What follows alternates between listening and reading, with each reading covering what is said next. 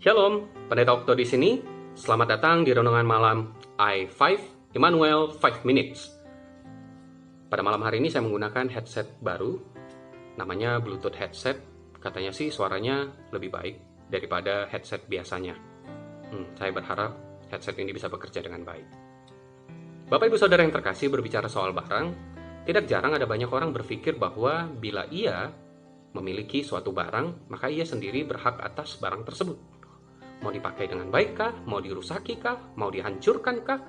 Ya terserah sama yang punya, kan milik-milik dia. Barang dia, milik dia, suka-suka dia dong. Sah-sah saja sih, kan milik dia. Nah, akan berbeda halnya bila kita berbicara tentang milik Allah. Saya merasa bahwa Allah yang saya imani bukanlah Allah yang suka-sukanya memperlakukan miliknya, umatnya, atau ciptaannya. Kota Korintus yang menjadi tujuan dari surat Paulus ini, sejak dibangun kembali oleh Kaisar Romawi yang bernama Julius Caesar pada tahun 44 sebelum Masehi, kota ini berkembang begitu cepat menjadi kota pelabuhan yang sangat ramai. Sebagai kota pelabuhan, Korintus juga menyimpan berbagai bentuk penyakit masyarakat. Salah satunya adalah pelacuran. Paulus menerima kabar bahwa tindakan tidak bermoral semakin merajalela di kota Korintus. Dan tindakan tersebut juga malah diikuti oleh sejumlah laki-laki Kristen di kota Korintus yang mengunjungi tempat-tempat pelacuran. Mereka merasa bahwa tubuhnya adalah miliknya sendiri, maka ia dapat berbuat apa saja terhadap tubuhnya.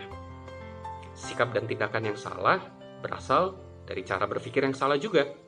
Allah memang memberikan kebebasan bagi umatnya, namun ia juga memberikan guideline atau panduan bagi umatnya guna menjalani hidupnya melalui firman Tuhan. Orang-orang di kota Korintus mengikuti cara berpikir yang salah tentang kebebasan yang Allah berikan. Mereka lupa kalau tubuh mereka itu adalah milik Allah. Maka Paulus pun mengingatkan. Mereka memegang pendapat bahwa segala sesuatu halal bagi mereka, yang berarti bahwa mereka boleh melakukan segala sesuatu apapun itu dan memakan segala sesuatu.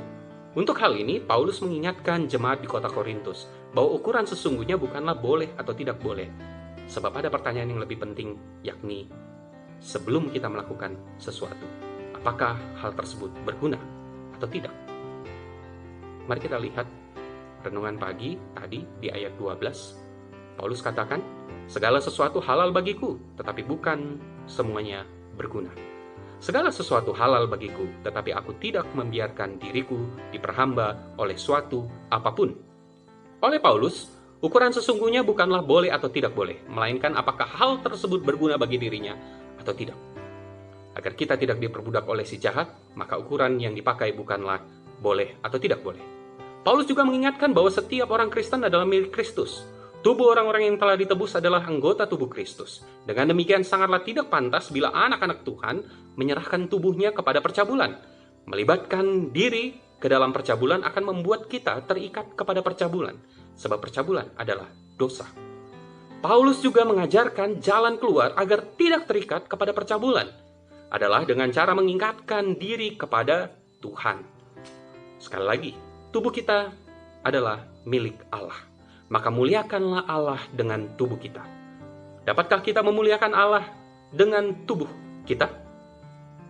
Memang sih, kita bukanlah manusia yang tanpa cacat dan tanpa celah. Kita, manusia, tidaklah sempurna.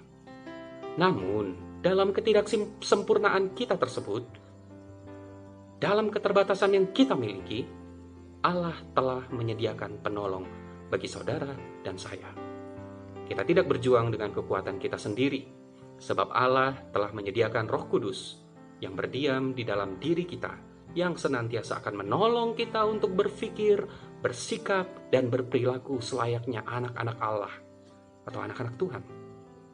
Yang perlu kita lakukan adalah membuka pintu kita, pintu diri kita ini, agar Roh Kudus masuk dalam dan tinggal di dalam hati dan pikiran kita. Oh ya, dalam renungan ini, saya menggunakan instrumen lagu yang berjudul True Color, yang dinyanyikan oleh Justin Timberlake dan Anna Kendrick. Saya menggunakan lagu ini dengan mengubah perspektifnya. Saya mengubah perspektifnya seperti ini. Saya menganggap seakan-akan Allah hendak berbicara kepada kita melalui lagu ini dengan menyampaikan pesan bahwa orang-orang yang di dunia ini telah membuat kita semakin gila. Ada banyak orang yang kita temui di dunia ini dan membuat kita semakin gila. Namun janganlah takut untuk menunjukkan kepada mereka warna asli kita, yaitu warna anak Tuhan dan milik Allah. Mengakhiri renungan malam i5 ini, saya menyampaikan sebuah pertanyaan reflektif untuk kita renungkan bersama. Bersediakah saudara dipimpin oleh Roh Kudus? Kalau saya, yes. Anda? Selamat malam, selamat beristirahat. Tuhan Yesus memberkati saudara.